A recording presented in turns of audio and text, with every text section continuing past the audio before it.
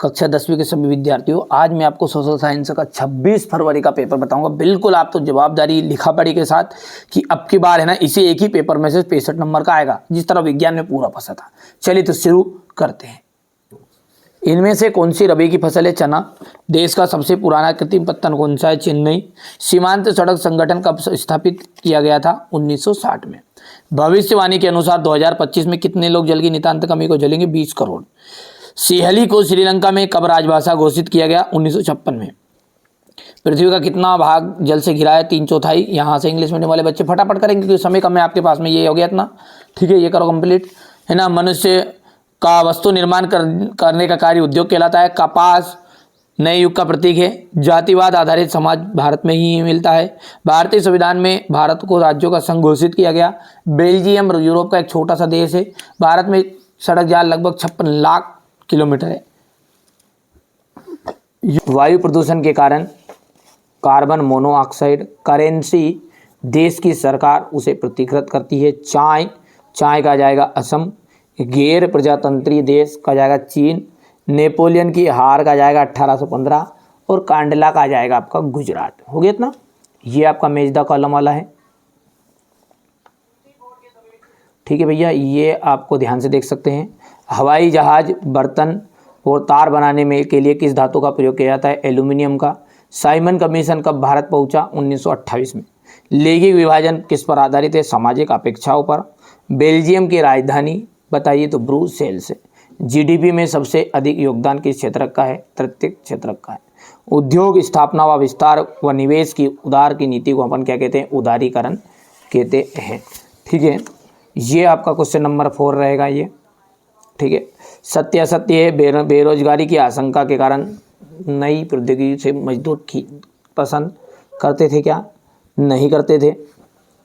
भारतीय संघ की कई इकाइयों को बहुत ही कम अधिकार है। भारतीय रेल मार्गों की लंबाई एशिया में सबसे अधिक है। गरिमा और आज़ादी की चाह ही लोकतंत्र का आधार है। भारतीय रेल नेटवर्क में 14 जोन बांटा गया। यह निष्कर्ष निकालना सही होगा कि जिसे मापा नहीं जा सकता वहाँ महत्व नहीं रखता। ये सत्य रहेगा। ये आपका ट्रू फॉल्स रहेगा। इतना हो गया है। क्वेश्चन नंबर जो 6 है ये आपका देखिए, काली मिट्टी की विशेषताएं बताइए। मृदा अपरदन से क्या तात्पर्य है? समुचित जुताई क्या है? पहाड़ी वाले क्षेत्रों में मृदा अपरदन को रोकथाम के उठाए जाने वाले कदम लिखिएगा। जलोढ़ मिट्टी की विशेषताएं। प्रारंभिक जीविका निर्वाह कृषि तथा वाणिज्यिक कृषि में अंतर स्पष्ट कीजिए। भारत में उगाई जाने वाली मुख्य रेशेदार फसलें कौन कौन सी है? आधारभूत उद्योग से क्या आशय है? वायु प्रदूषण को नियंत्रित करने के उपाय बताइए। सड़क परिवहन के कोई 2 गुण बताइए। राष्ट्रीय राजमार्ग तथा जिला मार्ग के बारे में बताना है। रेल परिवहन की अपेक्षा सड़क परिवहन क्यों महत्वपूर्ण है? बढ़िया से कंप्लीट कर लो, यही प्रश्न आपके सुबह रहे, ठीक है। व्यापार से आप क्या समझते हैं? स्थानीय और अंतर्राष्ट्रीय व्यापार में अंतर बताना है आपको। कार्नेला के समाप्त करने के बारे में ब्रिटिश सरकार के फैसले को लिखिएगा। भारतीय अर्थव्यवस्था में महामंदी का प्रभाव आ रहा है, ठीक है।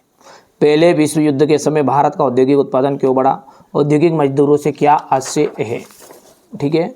मुद्रण संस्कृति ने भारत में राष्ट्रवाद के विकास की क्या मदद की? कंपोजिटर और गैली क्या है? जेब गुटका से क्या से 18वीं और 19वीं सदी के छापखाने की नई तकनीकों का प्रभाव। गुटेनबर्ग क्या था? मुद्रण क्रांति में इसका योगदान। प्रारंभिक क्षेत्र की कोई 2 विशेषताएं लिखिएगा। ये देख लीजिएगा। बहुराष्ट्रीय कंपनियां से आप क्या समझते हैं? उदाहरण सहित लिखना है। श्रम कानूनों में लचीलापन कंपनियों की कैसे मदद करेगा? मानव और दूसरे जीवधारी पारिस्थितिक तंत्र में एक महत्वपूर्ण भूमिका निभाते हैं, स्पष्ट कीजिए। वन पर्यावरण का एक महत्वपूर्ण अंग है, इस कथन को स्पष्ट करना है। संघीय शासन व्यवस्था किस प्रकार गठित होती है? एकात्मक शासन के दोष आपको लिखने हैं। विकास के लिए ऋण की भूमिका, ये यहाँ से देख सकते हैं। केंद्रीय बैंक से आप क्या समझते हैं?